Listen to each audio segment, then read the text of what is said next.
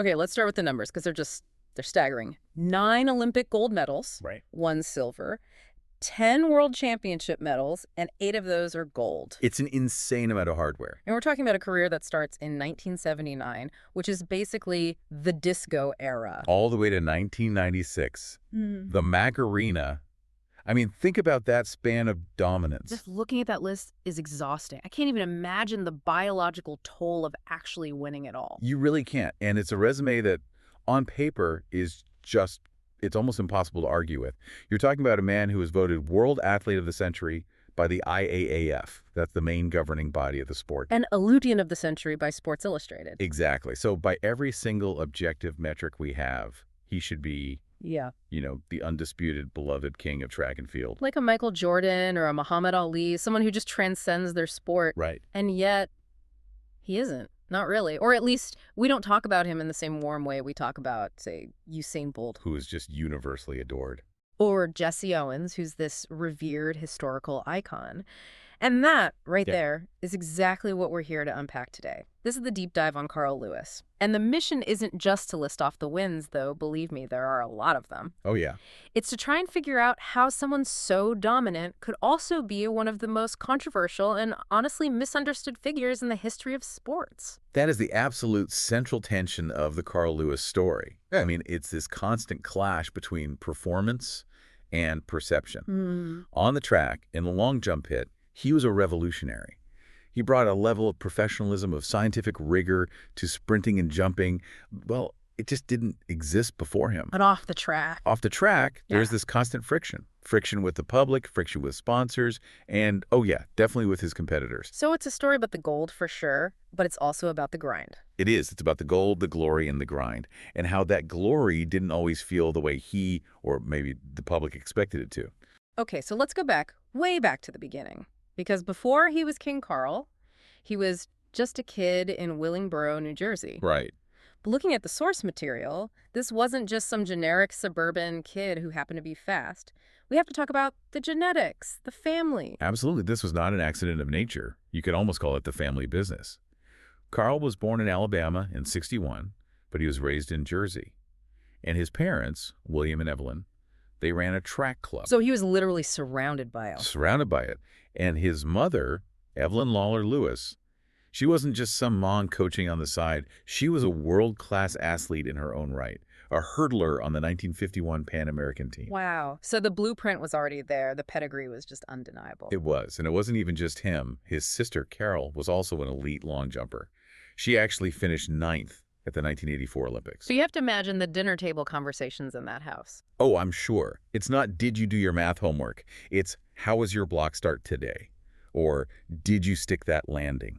Elite athletic performance was just the baseline. It was normal. It's no surprise then that he was recruited by, what, basically every college in the country? Every single one. Yeah. But he chose the University of Houston for one very specific, very telling reason. And what was that? A coach named Tom Tellez. So why Tellez? I mean, if you're the #1 recruit in the nation, you'd think you'd go to a flashy program like a USC or an Oregon. Because Lewis wasn't looking for flash. He was looking for mechanics. Tellez was a technician. He was like a physicist of the human body. He thought about sprinting and jumping in terms of angles and levers. Ah, so Lewis was already thinking about the science of it all. From day one. And that relationship with Tellez is such a crucial detail because Tellez remained his coach for his entire professional career. The whole thing. The entire thing. In a sport where athletes change coaches like they change their running shoes, that kind of stability is just, it's incredibly rare. So they were building something long-term. They were building a biomechanical project. They weren't just training for the next track meet. They were building the perfect athletic machine, piece by piece, over years. Now, this is a part of the research that I found completely fascinating. We usually think of athletes as just wanting to win, get across the line first, get the medal. Sure. But Lewis, in the early 80s, had this very specific obsession. He didn't just want to break records. He wanted to break them at sea level. Can you explain that? Why did that distinction matter so much to him? This really speaks to his mindset. It's about the purity of the record book. To get this, you have to go back to the 1968 Olympics in Mexico City. High altitude. Very high altitude. The air is much thinner. And for a sprinter or a jumper, Thin air is a massive, massive advantage. Less resistance, right. Way less aerodynamic drag on the body. It's like hitting a baseball at Coors Field in Denver, but probably even more pronounced. Okay. At those 68 games, a ton of records were shattered. Most famously, Bob Beeman's legendary long jump. The leap of the century. That's the one. Beeman jumped 8.90 meters. It was a record that just broke the sport. But in the official record books, and definitely in the minds of the purists, those Mexico City records often had a little A in parentheses next to them. B for altitude. For altitude. And Carl Lewis hated that A. He saw it as an asterisk, as a qualifier. He wanted to prove he was the fastest man and the best jumper on normal ground, at sea level, where the air is thick and the resistance is real. He wanted the record to be about the athlete, not about the atmosphere. Yeah, precisely. And he started proving his point pretty quickly. By 1981, he runs a 10.00 flat 100 meters. That was the low-altitude record at the time. So he was already the fastest man on Earth, where most of us actually live. He was. But the long jump, Yeah. that's where the great what-if story really haunts track and field historians. Oh, this story kills me every time I read about it. 1982, Indianapolis. This is one of the great phantom moments in all of sports. Lewis is just on another level that day. He has a legal jump of 8.76 meters, which is huge. And then there was the foul. Then there was the foul jump. Now, in the long jump, you take off from a wooden board, and at the end of it, there's a little strip of plasticine clay. If your toe makes even the slightest mark, the tiniest indentation in that clay, it's a foul. No measurement. It's totally binary. You're either clean or you're not. Correct. And on this one jump, Lewis had a scratch. I mean, we are talking millimeters.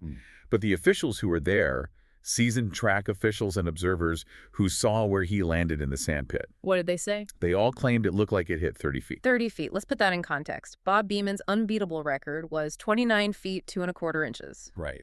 And Lewis potentially shattered that unbreakable record by almost a foot. Potentially. But because of a millimeter of his toe, it vanished into thin air. It doesn't exist in the record books. Did he argue it? Oh, he argued it. Yeah. He insisted the officials misinterpreted the mark on the board that he hadn't actually fouled. But that's the nature of the sport. It's a game of millimeters. But what it proved, even without the record, was that he was ready. It set the stage. He was jumping 28 feet consistently when no one else was even getting close. He was physically ready for the biggest stage in the world. Which brings us to 1984, Los Angeles.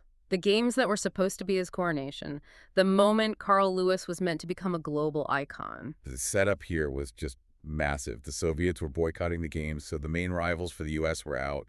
The stage was completely cleared for an American hero to come in and sweep everything. And the goal he set for himself was, well, it was audacious. It was more than audacious. It was historical.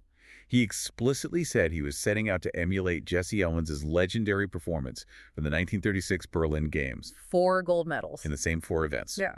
The 100 meters, the 200 meters, the long jump, and the 4x100 meter relay. You know, it's one thing to say you're going to do that. It is an entirely different thing to actually survive the schedule to pull it off. That is the absolute key.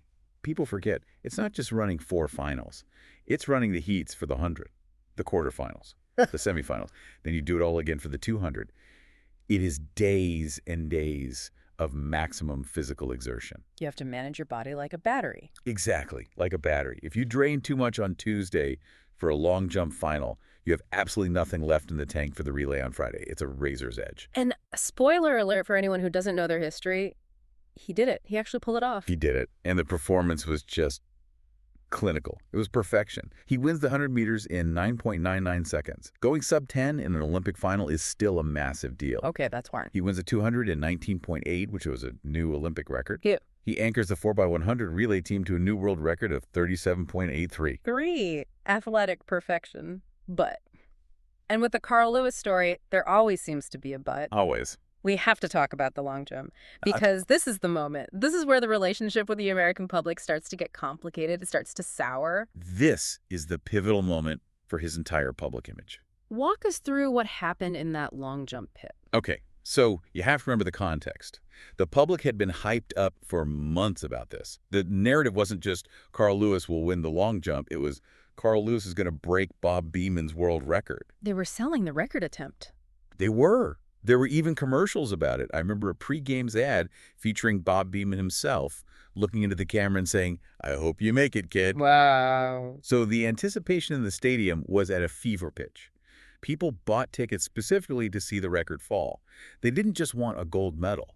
They wanted to witness history. Okay, so the event starts. Lewis steps up to the runway for his first attempt. And he just uncorks one. He leaps 8.54 meters. Which is a huge jump. A massive jump.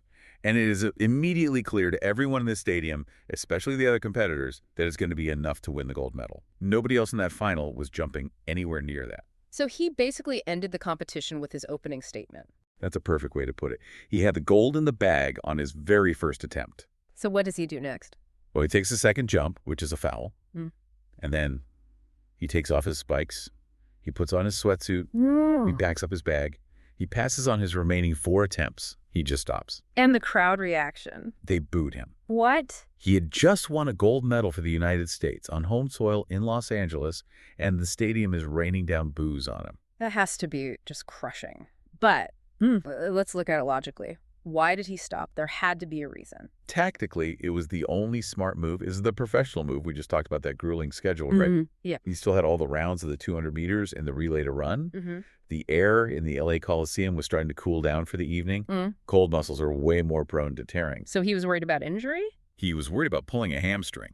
If he kept taking these max effort jumps, flying through the air trying to chase a record when the gold was already secured, he risked everything. An injury there means he loses his shot at the 3rd and 4th medals. So he was prioritizing the overall goal, the 4 goals, Jesse Owens' quest, over the one single world record. Exactly. He was playing chess, and the audience wanted to see a gladiator match. They wanted him to leave it all out there for their entertainment. And that disconnect was just fatal for his image. It was. The audience felt shortchanged. They didn't see a smart professional. They saw an arrogant athlete who didn't want to give them the show they paid for. Lewis viewed sport as a job, a pursuit of specific objectives. The fans viewed it as spectacle. He gave them a gold medal, but he didn't give them his blood, and they resented him for it. And the financial fallout from that perception, it was real, wasn't it? It was immediate, and it was brutal. Despite matching Jesse Owens, which should have made him the most marketable athlete on the planet, the endorsement windfall he expected just buzzed at. It never happened. Nike dropped him, right, after the games. Nike dropped him. Coca-Cola had a big offer on the table, and they rescinded it. It was a complete disaster from a marketing perspective. That is just mind-blowing. He's the most successful athlete at the games. He's American. It's in LA. And the big brands run away from him. There was a perception that he was aloof, that he was arrogant, self-congratulatory. And, we have to be honest about the cultural climate of the mid-1980s. There were rampant, thinly veiled rumors in the media about his sexuality. He had a flat-top haircut. He dressed in a way that was seen as flamboyant at the time. He just didn't fit the mold of the rugged, hyper-masculine American sports hero that advertisers wanted. So Madison Avenue got nervous. They didn't know how to sell him. They had no idea. It was a puzzle they couldn't solve. It's just such a harsh reality check. He wins everything on the track, but he can't win over the crowd or the corporations. But here's a fun little fact from the notes that I absolutely love, and it shows what other sports thought of him. Despite all this, he was drafted by 2 professional teams in other sports that year. He was. By the Chicago Bulls in the NBA and the Dallas Cowboys in the NFL. In 1984, the same draft as Michael Jordan. Yep. The Bulls took him with the 208th pick. He never played a minute of high school or college basketball. They drafted him ahead of actual basketball players. And the Cowboys took him in the 12th round. They listed him as a wide receiver. I mean, did he ever consider it? Not seriously. It was mostly a publicity stunt by the teams. But the Bulls scouts literally said their reasoning was he was simply the best athlete available. They figured he's the fastest man alive and he can jump out of the building. Maybe we can teach him how to dribble. It's an incredible thought. So 1984 is this weird peak, the height of his medal haul, but the start of his public relations nightmare. And then the narrative shifts. A new character enters the story. A villain in many ways. A man who would define the entire next chapter of Carl Lewis's career, Ben Johnson. The rivalry. This is where the story goes from a sports drama to, a high-stakes thriller. Ben Johnson, the Canadian sprinter, emerges as the one guy who can consistently beat Lewis. He beat him in 85 and 86. Yep. And they were total opposites. Johnson had this incredibly explosive, powerful start out of the blocks. He looked like a bodybuilder. Lewis was a notoriously slow starter who would glide and accelerate through the second half of the race. So it was brute force versus fluid mechanics? A cannonball versus a glider. And this all culminates at the 1987 World Championships in Rome. The big showdown. It was billed as the race of the decade. Mm-hmm. And Johnson, my God, he just destroys the world record. He runs a 9.83. And Lewis? Lewis runs a 9.93, which tied the old world record. He ran as fast as any human ever had, and he still lost by a full meter. In a 100-meter dash, a meter is an eternity. It was a public humiliation. And Lewis did not take it well. He did not. And this way, he really started to look like a sore loser to the public, even though he turned out to be right. After the race, he started dropping these heavy hints about doping. What did he say? He said things like, "There are a lot of people coming out of nowhere. I don't think they're doing it without drugs." He even said, "I could run 9.8 or faster if I could jump into drugs right away." Wow, that's not subtle. Not at all. He was basically blowing the whistle. But because he had just lost badly, it sounded like sour grapes.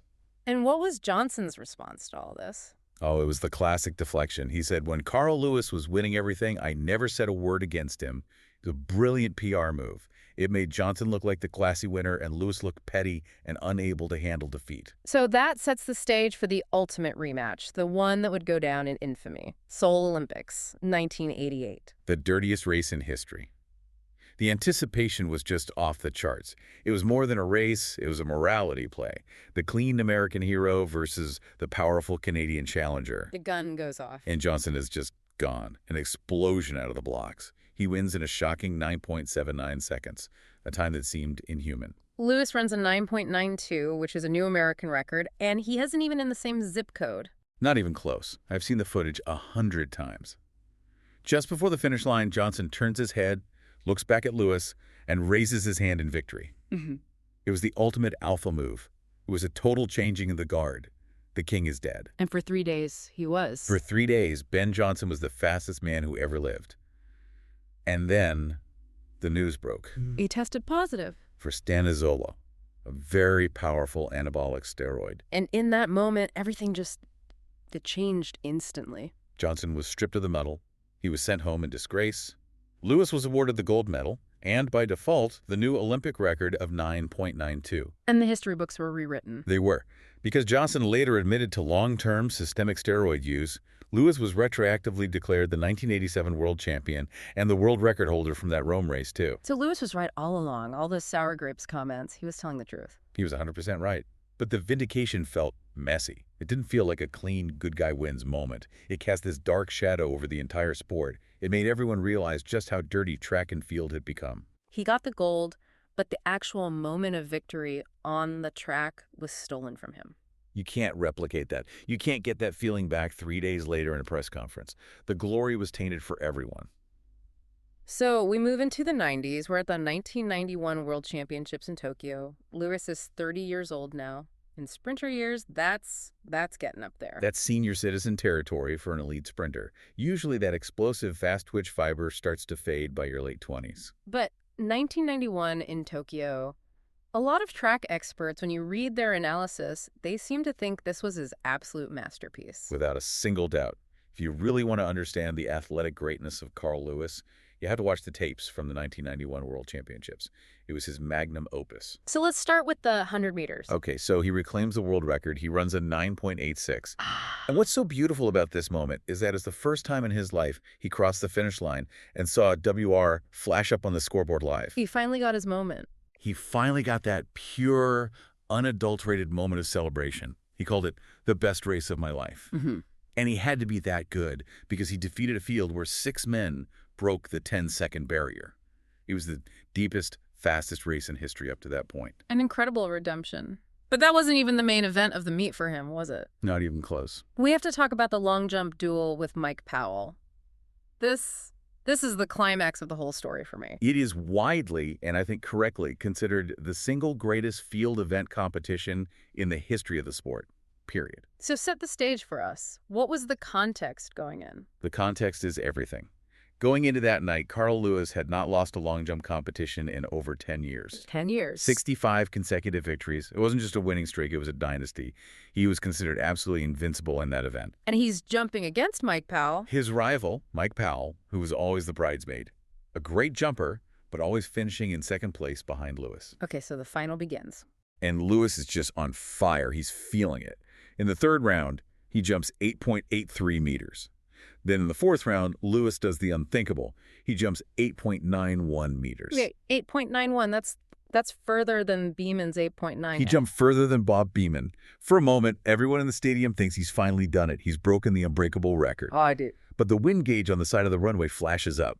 The wind was 2.9 meters per second. The legal limit for a record is 2.0. Ah, so it was wind-aided. Wind-aided. So it counts for the competition. It puts him in the lead, but it doesn't count as a new world record. Still, an 8.91-meter jump is a monster. Lewis gets up, looks at Powell, and it's basically a beat that moment. And it seems impossible. You're asking Powell to beat the longest jump in history under the most intense pressure imaginable. And Powell steps up to the runway for his fifth jump. It just looks different. He's pulsing with adrenaline. He hits the board perfectly. He flies. He soars through the Tokyo night. He lands way down in the pit. And the whole stadium just goes silent, waiting for the measurement. And the number comes up. 8.95 meters. Wow, and the wind. Legal. A gentle breeze of 0.3 meters per second. He didn't just beat Lewis. He shattered the 23-year-old Bob Beeman record. I cannot imagine what is going through Carl Lewis's head in that moment. You jump further than the longest jump in history, and then 5 minutes later, someone else jumps even further, and it's legal. And this is where the grind part of our deep dive comes in. Yeah. This is where you see his true character as a competitor. Most athletes would have been mentally crushed. They would have folded. But Lewis didn't. He had 2 jumps left. He did not fold. On his next jump, he responds with 8.87 meters. A new personal best legal jump for him. His best ever. And his last jump. 8.84 meters. Also a massive jump. So let me get this straight. In one competition, Lewis produces 3 of his best jumps ever, including one further than the old world record, and he loses. He lost. It is, without question, the greatest losing performance in the history of sports. He was so good that he pushed Mike Powell to break a record nobody thought could be broken. His streak was snapped, but in losing, he might have solidified his legacy as the ultimate competitor. He refused to yield. So the streak is over. He's in his 30s now. Most athletes would start to fade away here, but Lewis just keeps going. Barcelona, 1992. Yep. And he wins gold in a long jump again, getting his revenge on Mike Powell. And the relay. He anchors the 4x100 relay to another gold and another world record. Yeah. And we have to mention his split time for that anchor leg. It was timed at 8.85 seconds. Wait, 8.85? How is that even possible when the 100-meter world record was 9.86? It's what's called a flying start. In a relay, the anchor runner is already at full speed, or close to it, when they get the baton, so they don't have the acceleration phase. But still, 8.85 is just blistering. It showed that even at 31, his top-end speed was still probably the best in the world. He was still the fastest human being in motion. He was. And then we get to the finale. Atlanta, 1996. The home Olympics. He's 35 years old. In long jump years, that is ancient. It's geriatric. The explosive power you need for that event, it just disappears. Your knees go, your back goes. It's a young man's game. And he was struggling to even make the team, right? He barely qualified for the Olympic team. I think he was ranked 5th in the U.S. coming into the Olympic year. No one expected him to medal, let alone win. But then in the final, the stars just kind of aligned for him. They did. His great rival, Mike Powell, was struggling with an injury. The other big favorite, the Cuban star Ivan Pedroso, was also off form. And Lewis, using all of that veteran experience, just pops a jump of 8.50 meters in the third round. And it holds up. It holds up for the win. He wins his 9th Olympic gold medal. And he joins Al Order, the discus thrower. As the only athletes, at that time, to win the same individual event in 4 consecutive Olympics. It was the perfect fairy tale ending. He kneeled down, he kissed the sand in the pit. It was a beautiful moment. Well, an almost fairy tale ending. Because Carl Lewis wanted one more. He wanted that 10th gold. Ah, yes. The relay controversy. This was a massive, massive drama in Atlanta. After winning the long jump, Lewis started publicly campaigning to be put on the 4x100 relay team. Even though he hadn't trained with them or run in the qualifying rounds. Right. The big issue was that he had skipped the mandatory pre-Olympic training camp for the relay squad. He just didn't show up. And he wanted to just swoop in for the final. He wanted to be the hero, to anchor them to a 10th gold. And the team guys like Dennis Mitchell and John Drummond, who had been working on their baton passes for months, they said absolutely not. What was their reasoning? Their public stance was basically, we work our butts off to get here. We deserve to be here. You can't just walk in at the last minute because you're Carl Lewis. There was a lot of resentment. So they ran the final without him. They did. And the U.S. team finished 2nd to Canada. Ouch. That has to hurt. It's the great what if of those games. If Lewis runs the anchor leg, with his experience and speed, do they win gold? Maybe. Probably.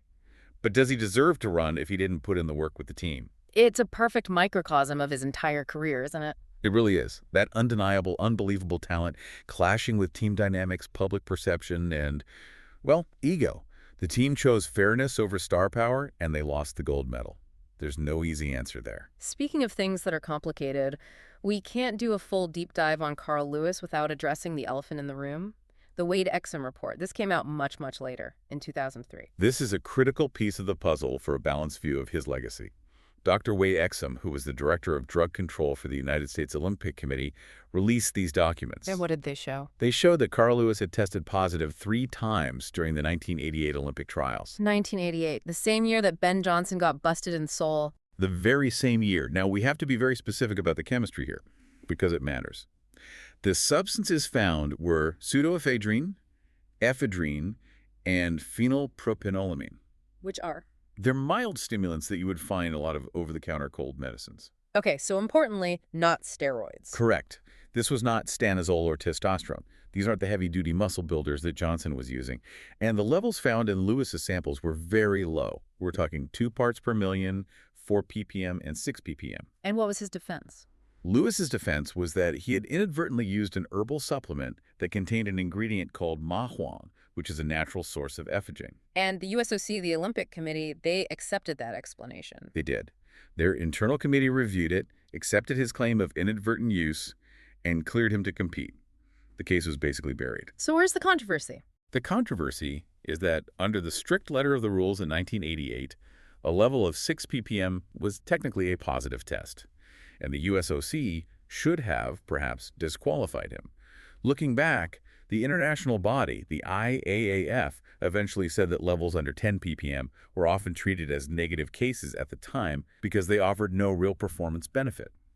But still, But the optics of it, especially after it came out years later, were just terrible. they were terrible because Lewis had spent years building this image as the clean anti-drug crusader against the evil Ben Johnson. So it opened him up to charges of hypocrisy? Exactly. Does it put him in the same category as Ben Johnson? Scientifically, absolutely not. Low-level stimulants are not the same thing as a long-term systemic steroid program, but ethically, it really muddied the waters. It put a big asterisk on that white knight image he had cultivated, and it made a lot of people question if anyone from that entire era was truly clean. It's complicated, as legends usually are. So before we wrap this up, let's look at the man off the track. Because post-retirement, Carl Lewis is, well, he's a fascinating character.